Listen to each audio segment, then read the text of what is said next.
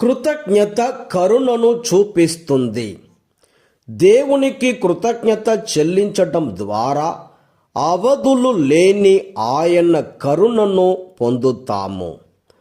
అదే కృతజ్ఞతలను ఒకరి ఎడల ఒకరు చూపించుకొని జీవించిన ఎడల కష్టాలకు దూరం అవుతాము.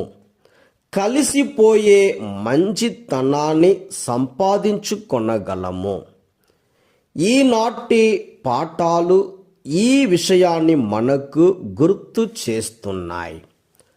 అన్న పొందిన సంతాన ప్రాప్తి అదే సమూవేలును కృతజ్ఞతగా దేవునికి సమర్పిస్తుంది.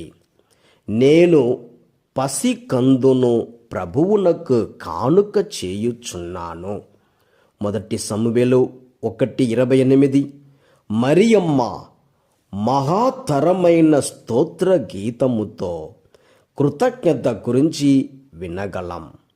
దీనికి ముందుగా మరియమ్మ ప్రభు వాక్యాన్ని విని నమ్మింది. ప్రభు వాక్యాన్ని విని విశ్వసించింది.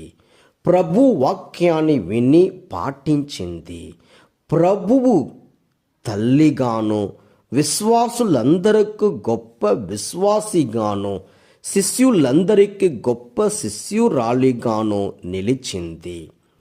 బైబిల్ పండితులు భావం ప్రకారం ఇది ఒక చక్కటి విప్లవ భావాలతో కూడిన గీతం.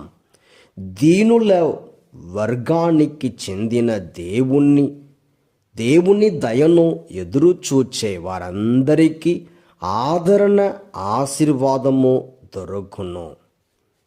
దైవ బిడ్డలు అనే ప్రతి రూపాన్ని గుర్తు చేసి గుర్తింపు వచ్చేలా మలచుకోమని ఈ ఆగమన కాలం మరొకసారి మనకు జ్ఞప్తి చేస్తుంది.